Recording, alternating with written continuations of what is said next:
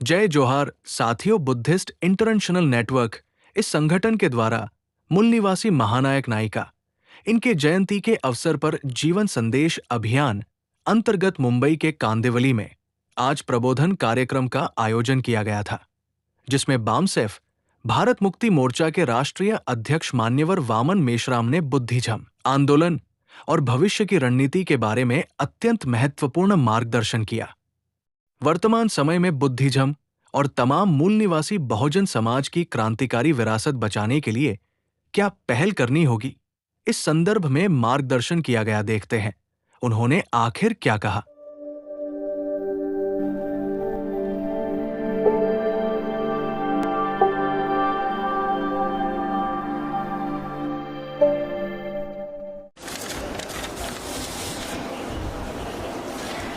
साथियों, Buddhist international network के द्वारा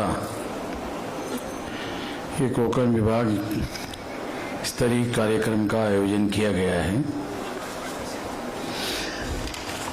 और चर्चा करने के लिए तमाम विषय रखे गए हैं।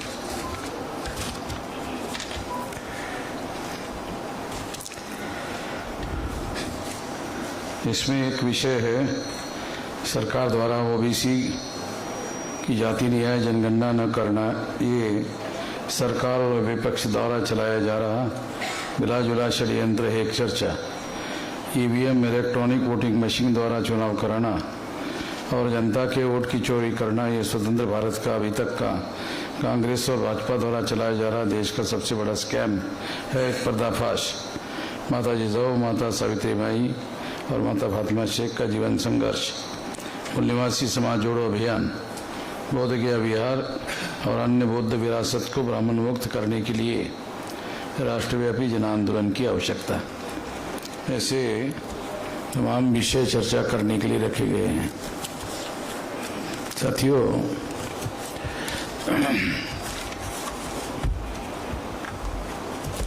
चूंकि ये बुद्धिस्ट इंटरनेशनल नेटवर्क नाम के संगठन का कार्यक्रम है, तो इस संबंध में थोड़ा बताया जाना जरूरी है।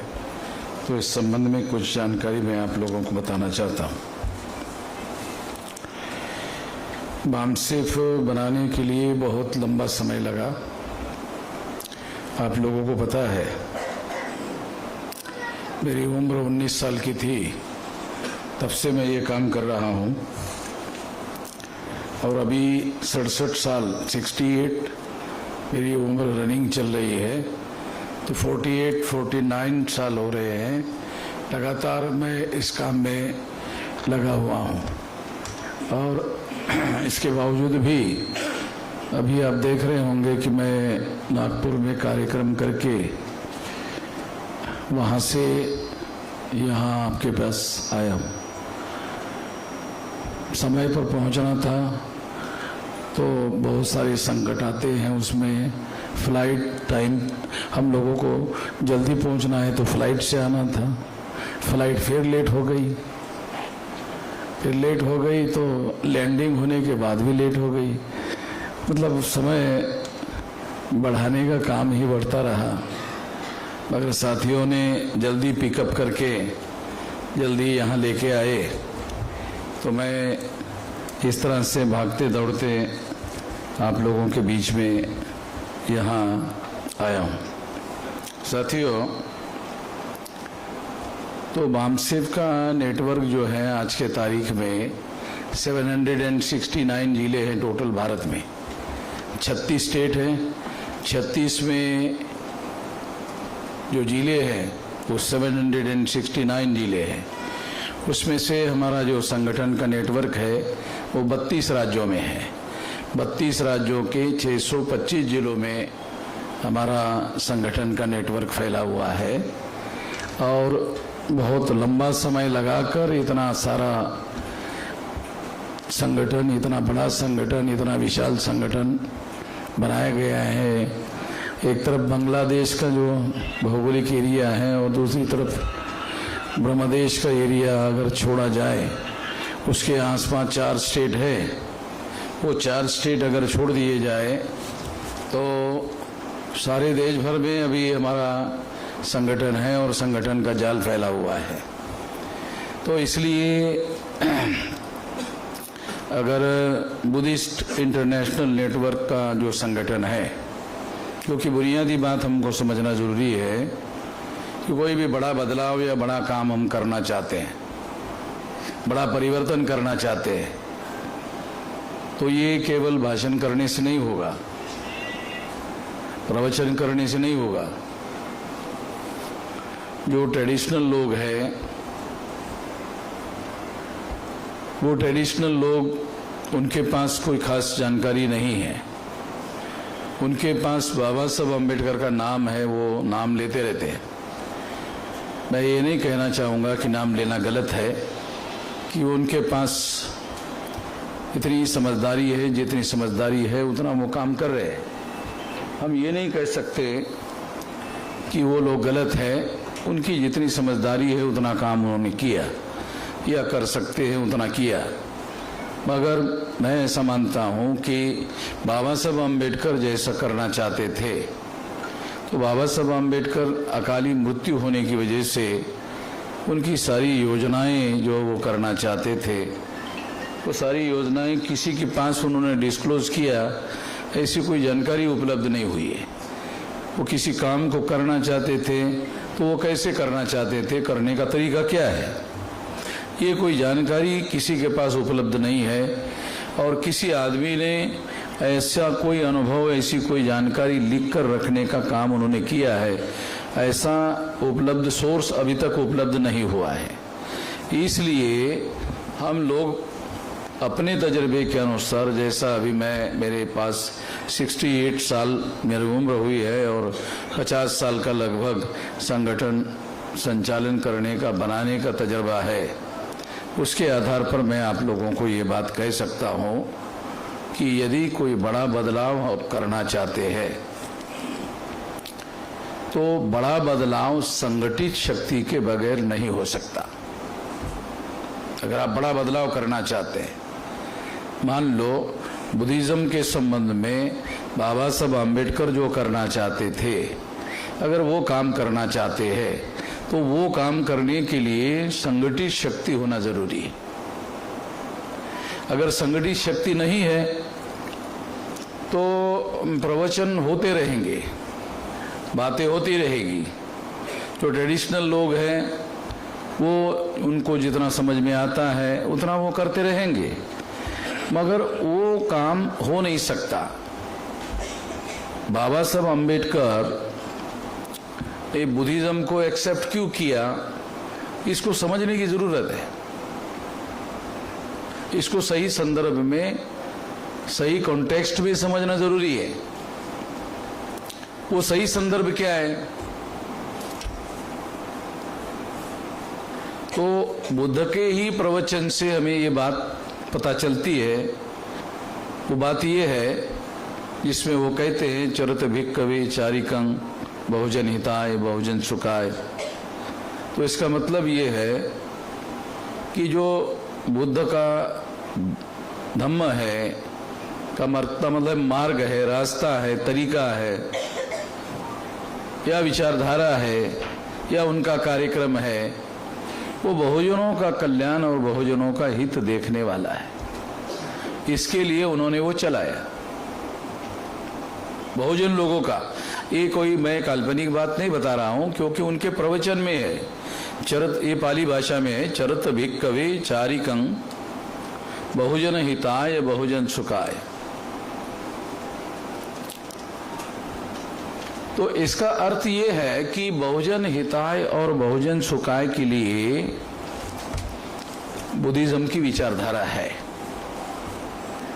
अब आज के स्थिति में ये काम कैसे होगा? वो तो उन्होंने बहुजन हिताय बहुजन सुखाय का काम बताया, इस काम के लिए वो काम कर रहे थे। तो आज के तारीख में ब्राह्मणिकल सोशल ऑर्डर के आधार पर हम देखते हैं कि शेड्यूल कास्ट, शेड्यूल ट्राइब और बैकवर्ड क्लासेस के जो लोग हैं वो 6,743 जातियों के टुकड़ों में बांटे गए हैं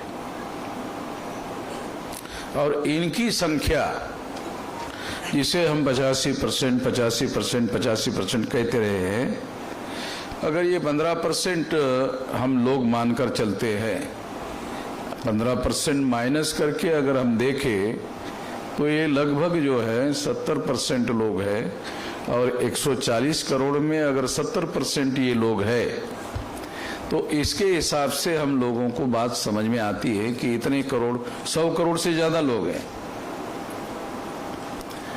ये जो SC ST OBC के लोग हैं, और जो माइनॉरिटी भारत में दिखाई देती है वो भी SC ST OBC से कन्वर्टेड है, धर्म परिवर्तित है। इसमें सबसे बड़ी माइनॉरिटी जो है मुस्लिम, ये मुस्लिम माइनॉरिटी भी SC ST OBC से कन्वर्टेड है। ब्राह्मण लोग प्रचार करते हैं विदेश से आए हैं, मुसलमानों के बारे में ये प्रचार करते हैं कि मुसलमान विदेश से आए हैं। अगर आप मुसलमानों का केयरफुली स्टडी करें, और केयरफुली स्टडी बहुत सारे लोगों के द्वारा किया गया है, तो पता चलता है कि वो SC ST OBC के लोगों की तरह ही बैकवर्ड है। जैसे SC ST OBC के लोग बैकवर्ड है, एजुकेशन में बैकवर्ड है, सामाजिक रूप से बैकवर्ड है, आर्थिक रूप से बैकवर्ड है, उसी तरह से मुसलमान भी उसी तरह से बैकवर्ड है। तो इसका मतलब ये है कि कन्वर्शन के बाद भी बहुत ज़्यादा उनके हालात में कोई बहुत बड़ा सुधार नहीं हुआ है। हाँ, ब्राह्मणिकल सोशल ऑर्डर से मुक्त हो गए, मानसिकता जो ब्राह्मणिकल सोशल ऑर्डर की है उससे वो मुक्त हो गए, मगर ये बात हम लोगों को समझना बहुत ज़रूरी है कि उस स्थिति में बहुत ज़्यादा बदलाव नहीं हुआ है। तो जानने समझने के लिए ये बात मैं खास तौर पर आप लोगों को बता रहा हूँ कि ये वो लोग हैं जिनके लिए हम लोगों को काम करना जरूरी है। अगर मान लो बुद्धिस्ट इंटरनेशनल नेटवर्क काम करना चाहता है, तो हम लोगों को ये दिखाई देता है कि यही वो SC ST OBC के लोग जो आज दिखाई दे रहे हैं, यही लोग तो बुद्धा के आंदोलन के बदौलत एक समय जो भारत बौद्ध में था, तो वो कौन लोग थे? यही लोग थे, वो SC ST OBC के लोग थे।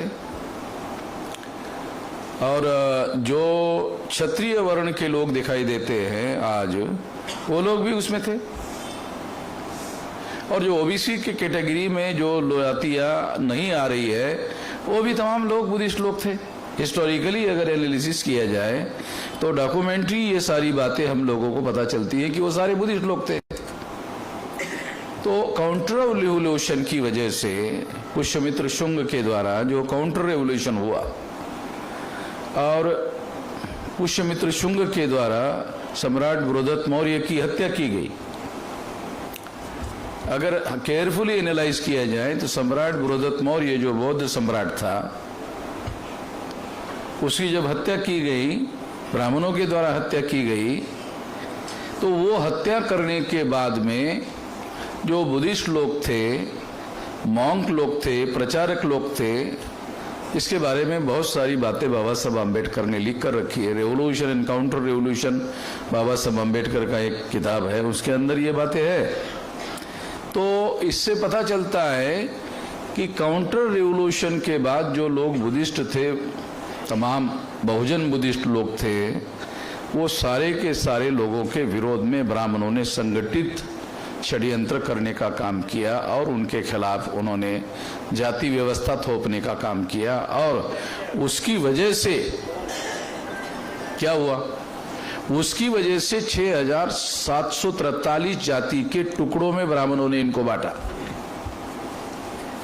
इतनी जाति के टुकड़ों में ब्राह्मणों ने इन लोगों को बांटा, और बांटने की वजह से ये हुआ कि उनके टुकड़े ज्यादा होने की वजह से जो प्रतिकार करने की शक्ति होती है वो एकता में होती है, इकट्ठा होने में होती है। तो 6743 जाति के टुकड़े बनाने की वजह से इनकी प्रतिकार शक्ति कमजोर हो गई। प्रतिकार शक्ति कमजोर होने की वजह से इनके ऊपर ब्राह्मणों ने हर प्रकार की बातों को थोपना शुरू किया। तो ये जो लोग आज फॉलो कर रहे हैं वो थोपी हुई बातें हैं। जो SC ST OBC के लोग फॉलो कर रहे हैं, वो फॉलो कर रहे हैं, वो क्यों कर रहे हैं? तो उसके लिए एक और अलग षड्यंत्र ब्राह्मणों ने किया कि इन लोगों को पढ़ने लिखने के अधिकार से वंचित करो। तो पढ़ने लिखने के अधिकार से वंचित करने से क्या हुआ? विवेक बुद्धि खत्म हो गई। विवेक का क्या मतलब है? क्या गलत है और क्या सही है ये समझने की जो योग्यता है उसको बोलते हैं विवेक। पढ़ाई लिखाई के अधिकार से वंचित करने की वजह से क्या गलत है और क्या सही है ये जजमेंट बनाने की कैपेसिटी जब समाप्त हो गई तो लोग जो हैं जाति व्यवस्था जो ब्राह्मणों ने थोपी है उसी को पकड़ के रखा हुआ है। जो जाति व्यवस्था मूल निवासी बहुजन समाज के लोगों के विरोध में उनके ऊपर थोपी गई है, वो थोपी हुई जाति व्यवस्था को पकड़ के रखा हुआ है।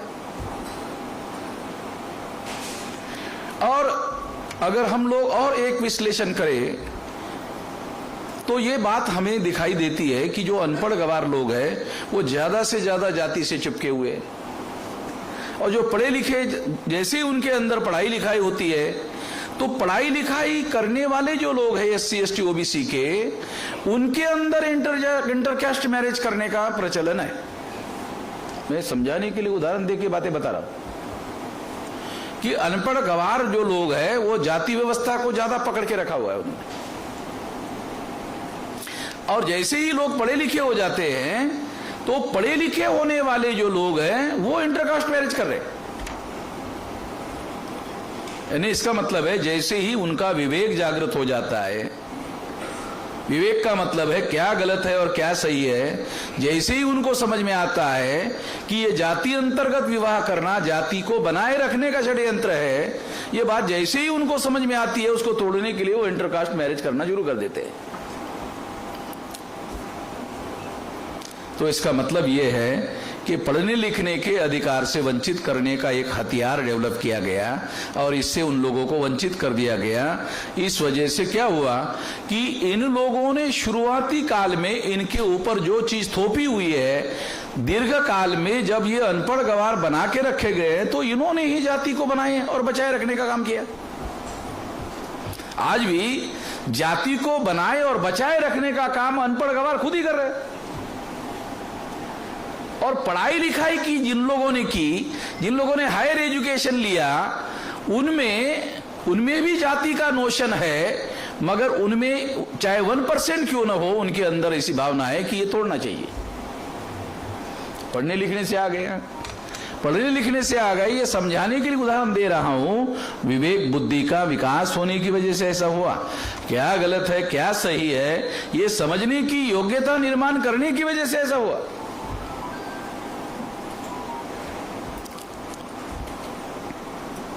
जैसे ये पढ़ाई भारत में जैसे पढ़ाई बढ़ जाएगी, जैसे पढ़ाई बढ़ती रहेगी SC ST OBC के अंदर, वैसे वो अपने इतिहास के बारे में अपने आप को सवाल पूछना शुरू करेंगे कि मेरा इतिहास क्या है, मैं पहले कौन था, आज मैं कौन हूं और मैं पहले कौन था। ये ढूंढना शुरू करेगा वो ये ढूंढना शुरू करते ही तो सारा डॉक्यूमेंट अवेलेबल है कि जो मूल निवासी बहुजन समाज के लोग 6743 जाति के टुकड़ों में बटे हुए हैं, ये ब्राह्मणों ने उनको बांटा, ये बुद्धिज्म को खत्म करने के लिए किया हुआ षड्यंत्र था। दूसरा बहुत भयंकर काम ब्राह्मणों ने किया, हिस्टोरिकल बातें हैं ये। दूसरा भयंकर काम ब्राह्मणों ने किया, इतना सारा करने के बाद भी जिन बुद्धिस्ट लोगों ने ब्राह्मणों की बातों को मानने से इनकार किया, ऐसा इतना भयंकर षड्यंत्र ब्राह्मणों ने बुद्धिस्ट लोगों के खिलाफ में किया, इसके बावजूद भी कुछ लोगों ने ब्राह्मणों की बातों को मानने से इनकार कर दिया। जब बुद्धिस्ट लोगों ने ब्राह्मणों की बातों को इतना भयंकर करने के बाद भी मानने से इनकार कर दिया, तो उन समस्त लोगों को जो राजा लोग थे और ब्राह्मण जिनका समर्थन करते थे, और उस राज्य व्यवस्था का और ब्राह्मणों ने धर्म व्यवस्था का मिलाप करके उनको धर्म बहिष्कृत करके अछूत बना दिया। बाबा साहब आम्बेडकर ने अनटचेबल नाम का जो ग्रंथ लिखा, आप में से कुछ लोगों ने पढ़ा होगा, कुछ लोगों ने नहीं पढ़ा होगा। नहीं पढ़ा होगा उनको पढ़ना चाहिए, और जिन्होंने पढ़ा होगा उनको ये बात जो मैं अभी बता रहा हूं पता नहीं समझ में आई या नहीं आई। बाबा साहब आम्बेडकर कहते हैं कि ये जो अनटचेबल किताब उन्होंने लिखा है उसमें उन्होंने ये बताया कि ये अनटचेबल लोग सारे के सारे बुद्धिस्ट लोग थे। ये बात समझाने के लिए उन्होंने अनटचेबल ग्रंथ लिखा। मैंने किसी भिक्षु के प्रवचन में ये बात नहीं सुना जो बाबा साहब अम्बेडकर ने बाकायदा बताया हुआ है। मैं इसके लिए भिक्षुओं को दोष नहीं देता हूं, क्योंकि संगठित रणनीति बनाकर कोई काम किया जाना ये बहुत ज्यादा सूझवान लोगों का काम है, बहुत ज्यादा सूझबूझ का काम है। ये काम बाबा साहब अम्बेडकर के अकाली मृत्यु की वजह से हो नहीं पाया, और उनके जाने के बाद कोई उसको नेतृत्व देकर करने का जो काम होना चाहिए था वो काम नहीं हुआ। इस वजह से ये समस्या हुई। तो इसलिए अभी उसका इलाज है, अभी उसका इलाज है। अभी हमारे पास में 625 जिलों में संगठन है, 32 राज्यों के 625 जिलों में संगठन है। तो ये संगठन तो हम सबका है, SC ST OBC माइनॉरिटी लोगों का संगठन है, पढ़े लिखे लोगों का संगठन है। तो ये जो संगठन है, ये संगठन के मदद से 625 जिलों में बुद्धिस्ट इंटरनेशनल नेटवर्क का काम खड़ा किया जा सकता है। अभी मैं नागपुर में ये बात बताया कि 3 महीने में एक स्टेट में एक आदमी संगठन बनाना कितना मुश्किल काम है। मैंने संगठन बनाया और पूरी जिंदगी लगाया, 68 साल मेरा हो रहा है। 58 साल में आदमी रिटायर हो जाता है, और 60 साल में लोग बोलते हैं रिटायर्ड ही नहीं, अभी ये टायर्ड भी हो गया है। तो मैं खुद ये बात जानता हूं, मेरी सारी जिंदगी इस काम में लग गई। संगठित शक्ति निर्माण करने के लिए मेरी सारी जिंदगी इस काम में लग गई। मैं खुद एक इतिहास हूं, मैं खुद ही एक इतिहास हूं। मेरे सामने ही मैं खुद ही एक इतिहास हूं, मेरे सामने ही ये सारी चीजें हुई है, और मैं खुद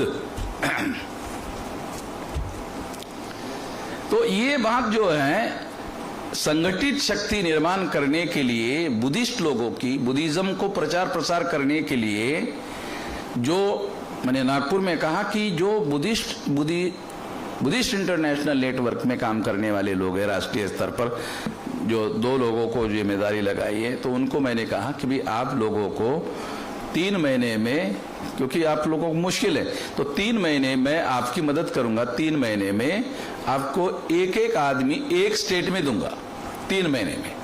वैसे तो मैं चाहे तो 8 दिन में ही कर सकता हूं, मगर वो टेक्निकली होगा, ऑब्जेक्टिवली नहीं होगा।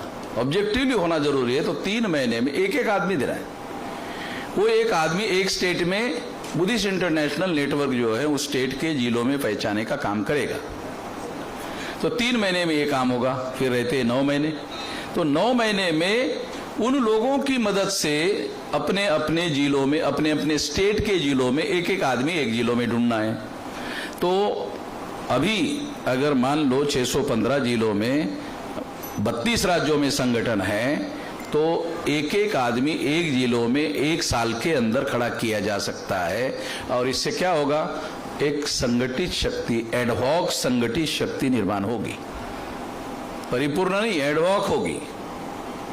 अगर ऐसा करते हैं तो बड़ा संगठन, व्यापक संगठन, अगर बड़ा संगठन, व्यापक संगठन बनाया जाता है तो निश्चित रूप से संगठित शक्ति निर्माण होगी बुद्धिस्ट इंटरनेशनल नेटवर्क की। और फिर बुद्धिस्ट इंटरनेशनल नेटवर्क की संगठित शक्ति निर्माण होगी तो बुद्धिस्ट इंटरनेशनल नेटवर्क के लोग जो परिवर्तन करना चाहते हैं वो संगठित शक्ति के बल पर कर सकते हैं। इसमें 1 साल भर में ये काम, मैं जो बुद्धिस्ट इंटरनेशनल नेटवर्क में काम करना चाहते हैं उन लोगों को ये काम मैं 1 साल के अंदर ही कर दूंगा। मेरे पास संगठन बनाने का हुनर भी है, अनुभव भी है, और मेरे पास तमाम सारे देश भर में लोग भी है। तो उसमें जो बुद्धिज्म में इंटरेस्ट रखने वाले लोग हैं, उनमें से एक एक आदमी निकाल करके उनको इस काम के लिए लगाया जा सकता है। एक काम। तो 3 महीने में तो एक स्टेट में एक आदमी, और 9 महीने में एक जिले में एक आदमी, तो ये टोटल जो है 625 जिलों में इतने आदमी तैयार हो जाएंगे। ये 2 काम। तीसरा काम, इतने सारे लोगों को राष्ट्रीय स्तर पर ट्रेनिंग देना जरूरी है। जो लोग बुद्धिज्म का काम करना चाहते हैं, बुद्धिस्ट इंटरनेशनल नेटवर्क का काम करना चाहते हैं, उनको ट्रेनिंग देना होगा। और वो ट्रेनिंग में जो लोग तैयार होंगे, वो जो बौद्ध भिक्षु काशाय वस्त्र धारण करते हैं, वो धारण किए बगैर वो बुद्धिस्ट मॉन्क की तरह काम करने लायक होना चाहिए। बौद्ध भिक्षु काशाय वस्त्र धारण करते हैं, ये उनका रिचुअल है, स्वाभाविक है, वैसा उनको करना है। मगर ऐसे लोग तैयार होने चाहिए, प्रचारक तैयार होने चाहिए, संगठक तैयार होने चाहिए, जिसके द्वारा वो किसी प्रकार का काशाय वस्त्र धारण किए बगैर वो भिक्षु की तरह काम करने वाले लोग होने चाहिए। ऐसे लोग ट्रेनिंग में तैयार किए जा सकते हैं। उनकी ट्रेनिंग लगाने के लिए मैं उनको हेल्प करूंगा। ये इतना काम अगर किया गया तो बुद्धिस्ट इंटरनेशनल नेटवर्क एक बड़ा संगठन खड़ा हो जाएगा। क्योंकि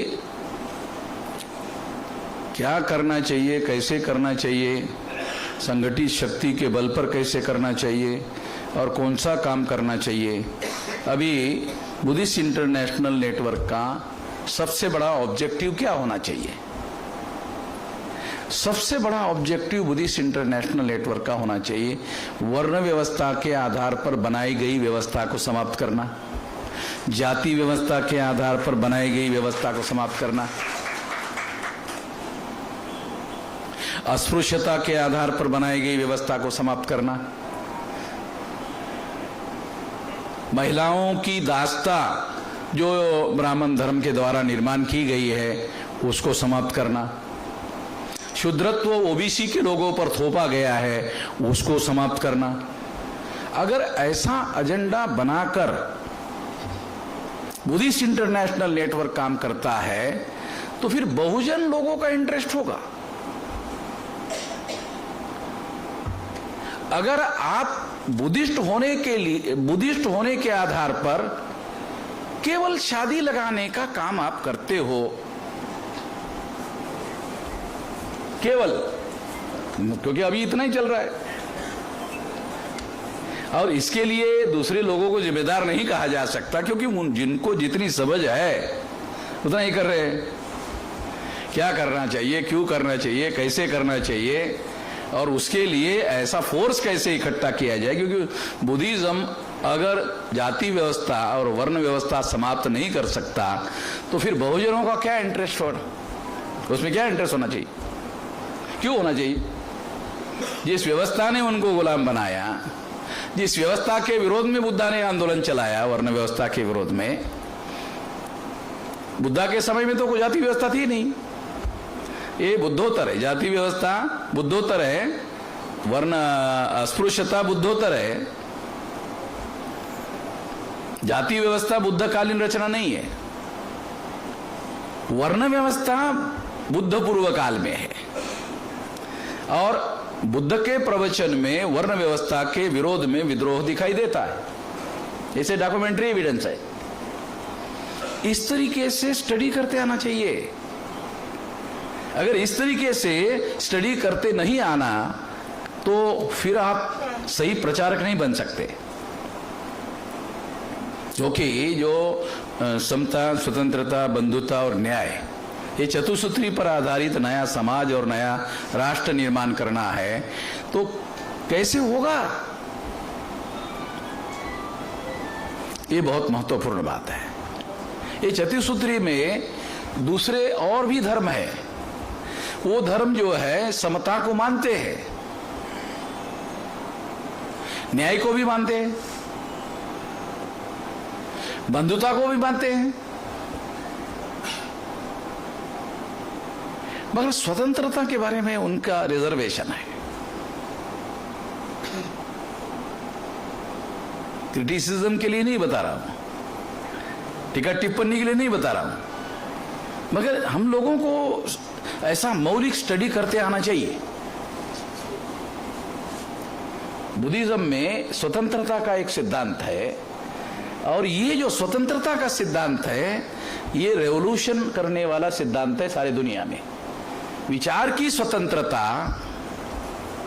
सारे दुनिया में जहां जहां भी आंदोलन चले, उस आंदोलनों में विचार की स्वतंत्रता ही सबसे महत्वपूर्ण बात है। अगर विचार की स्वतंत्रता नहीं है तो फिर ऑर्थोडॉक्सी आ जाती है, जिसे हम सनातन कहते हैं, वो सनातन का विचार उसमें आ जाता है।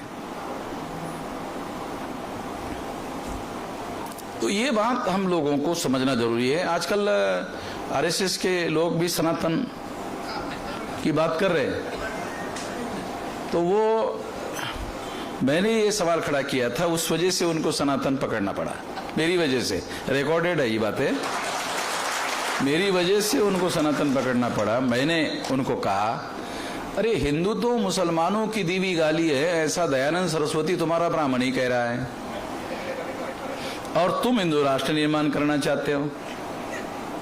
तुमने कहा हुआ है कि हिंदू राष्ट्र निर्माण करेंगे, और तुम्हारा ही दयानंद सरस्वती कहता है कि हिंदू मुसलमानों की दी हुई गाली है, तो क्या हिंदू राष्ट्र के नाम पर तुम गाली राष्ट्र बनाना चाहते हो? ये बातें जब मैंने उठाई तब उनको लगा कि ये तो इनकार नहीं कर सकते, डॉक्यूमेंट्री एविडेंस है, दयानंद सरस्वती ने कहा है, अब क्या करें। ये भवन मिश्राम ने जो मामला उठाया, अब इसका कोई जवाब तो नहीं दे सकते, क्योंकि उनके ही जिनको वो पुरखा मानते हैं, जिसकी 200 सालाना जयंती प्रधानमंत्री नरेंद्र मोदी ने गुजरात का दयानंद सरस्वती की मनाई, तो वो इनकार कैसे करें? तो इनकार नहीं कर पाए, तो उन्होंने अपने अंदर दूसरा बदलाव करने की कोशिश की, दावपेच की दृष्टि से बदलाव करने की कोशिश की। तो उन्होंने क्या किया, उन्होंने हिंदू शब्द का अपने धर्म के साथ स्वीकार करना का मामला जो है वो बंद कर दिया, और इसके जगह सनातन शब्द स्वीकार किया। सनातन शब्द संस्कृत भाषा का नहीं है, सनातन शब्द पाली भाषा का है।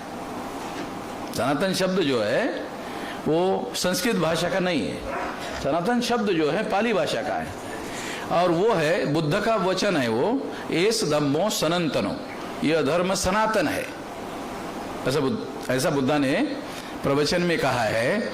एस धम्मो सनातनो पाली में है, इसका अर्थ है यह धर्म सनातन है। कौन सा धर्म सनातन है? सारे के सारे इंसान जन्मता बराबर है, और ये जब से धरती बनी तब से है, शुरू से है, प्रारंभ से है, इसलिए सनातन शब्द उसके साथ जोड़ा गया, शुरू से है। तो ब्राह्मण लोग शुरू से है ही नहीं भारत में, वो विदेशी है, तो ये भी नहीं कह सकते कि शुरू से यहां हम रहने वाले हैं, इसलिए शुरू से रहने की बात भी नहीं कह सकते।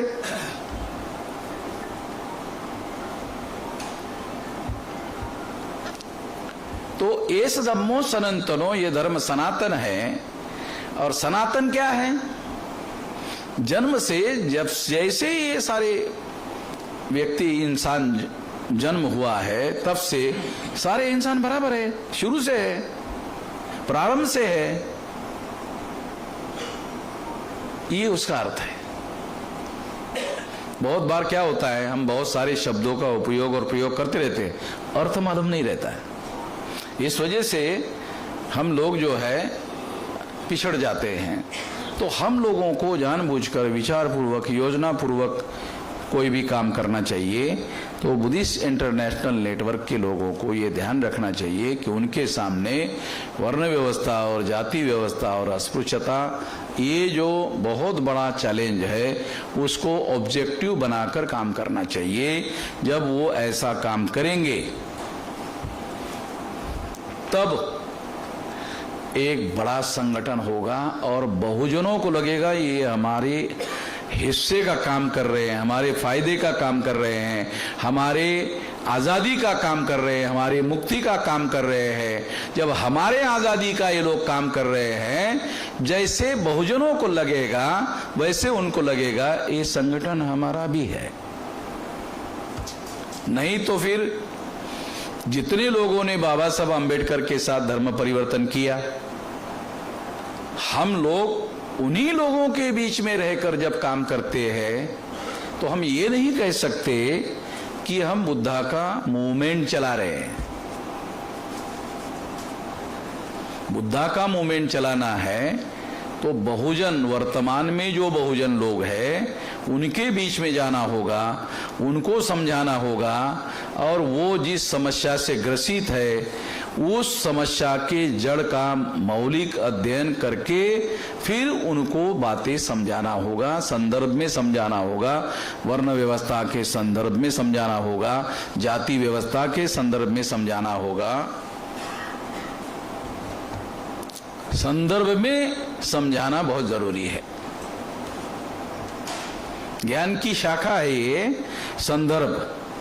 संदर्भ जो है, अगर शून्य में आप सोच रहे हैं तो आपको कॉन्टेक्स्ट समझ में नहीं आता, और संदर्भ में सोच रहे हैं तो आपको समझ में आता है, उसका विश्लेषण कर सकते हैं, आप एविडेंस देके कर सकते हैं, आप इतिहास का उदाहरण देकर समझा सकते हैं। तो बुद्ध ने ऐसा क्यों किया, ये स्टैंड क्यों लिया? तो पूर्व में, बुद्ध के पूर्व में ऐसा ऐसा हो रहा था, इसलिए इसके विरोध में बुद्ध ने ऐसा स्टैंड लिया। कॉन्टेक्स्ट है, संदर्भ है। इस तरह का स्टडी होना जरूरी है, और इस तरह का स्टडी अगर हम करके ये काम करते हैं तो मैं ऐसा मानता हूं कि निश्चित रूप से बुद्धिस्ट इंटरनेशनल नेटवर्क प्रासंगिक संगठन होगा। रिलेवेंट, अंग्रेजी में उसको कहते हैं रिलेवेंट संगठन होगा, उसकी रिलेवेंसी होगी, उसकी प्रासंगिकता होगी, नहीं तो आउटडेटेड हो जाएगा।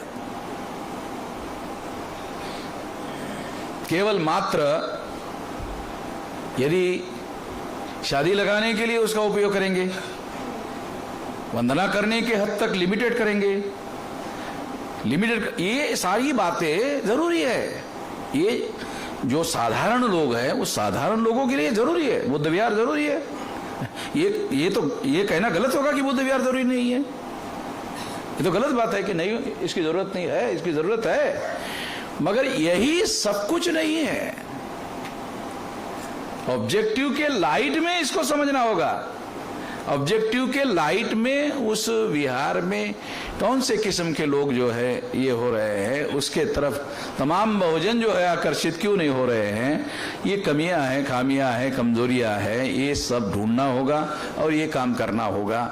इसका ट्रेनिंग देना होगा। SC, ST, OBC के तमाम जो लोग हैं जो इसमें इंटरेस्टेड है, उन लोगों को इसका ट्रेनिंग देना होगा। और ये तो उन लोगों का, बहुजनों की विरासत है। ये जो जाति के लोगों ने धर्म परिवर्तन किया, उनकी विरासत नहीं है, ये भी किसी ने बताया नहीं।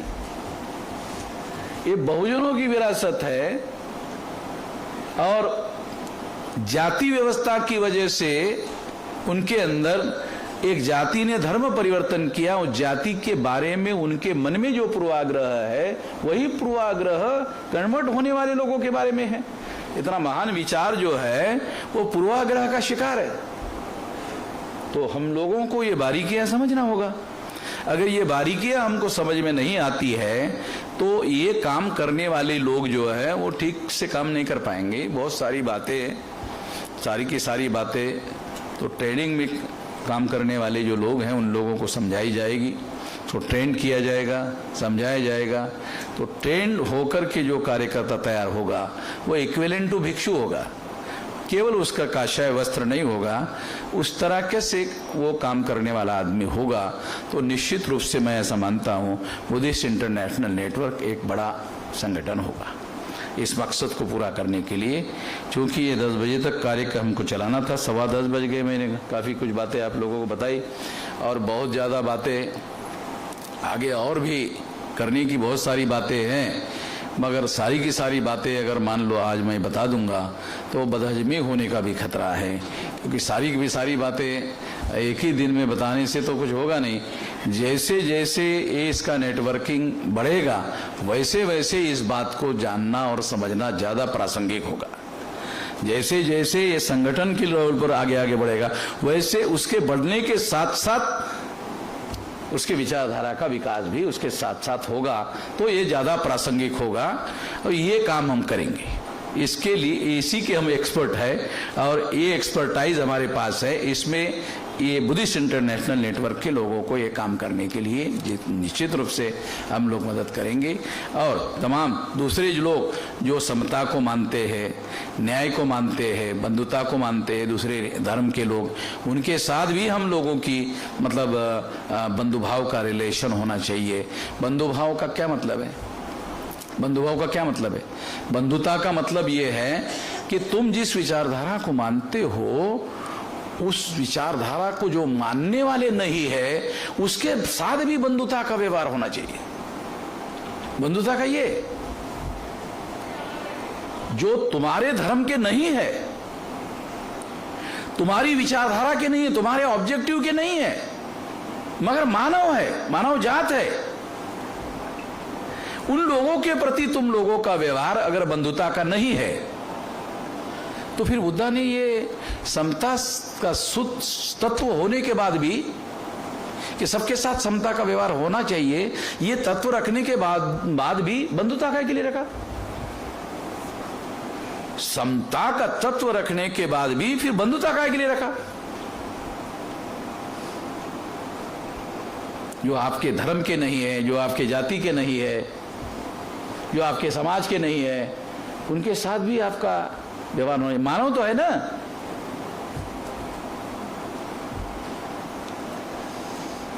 ये बहुत ज्यादा जरूरी है, क्योंकि भारत के कॉन्टेक्स्ट में ये बंधुता बहुत ज्यादा इंपॉर्टेंट प्रिंसिपल है। इसको हम लोगों को अपने जीवन में अगर कोई बुद्धिस्ट होकर बंधुता का व्यवहार दूसरे लोगों के प्रति नहीं करता है तो मैं ऐसा मानता हूं कि वो बुद्धिस्ट होने के अंदर उसके अंदर कुछ कमियां है, कोई खामियां है। ये बात समझना जरूरी है। साथियों, मैं अपनी बात को विराम देने के पहले आखिरी बात कहकर अपनी बात समाप्त करना चाहता हूं कि बुद्धिस्ट इंटरनेशनल नेटवर्क जब तक संगठित शक्ति निर्माण करके बड़ा काम अगर उनको करना है, बड़ा बदलाव अगर उनको करना है, तो प्राथमिकता काम करो, तमाम प्रकार के काम करो, मगर उसमें सबसे ज्यादा महत्वपूर्ण काम जो है संगठन निर्माण करने का काम निरंतर करते रहना पड़ेगा। निरंतर करते रहने की वजह क्या है? जो सीनियर होते हैं वो बुजुर्ग हो जाते हैं, इस वजह से कर नहीं पाते, इसलिए नए लोगों की भर्ती होना जरूरी है। जो सीनियर है, बुजुर्ग होने के बाद कुछ दिन के बाद में वो उनका मृत्यु हो जाता है, इस वजह से भी नए लोगों की भर्ती होना जरूरी है। नए और नौजवान लोगों को इस तरह के विचारों का प्रशिक्षण लगातार होते रहना चाहिए ताकि उसमें भर्ती हो और नए लोग जो है उस आंदोलन में आगे बढ़ाने के लिए सामने आ जाए, नेतृत्व करने के लिए सामने आ जाए। तो ये काम निरंतर होते रहना चाहिए।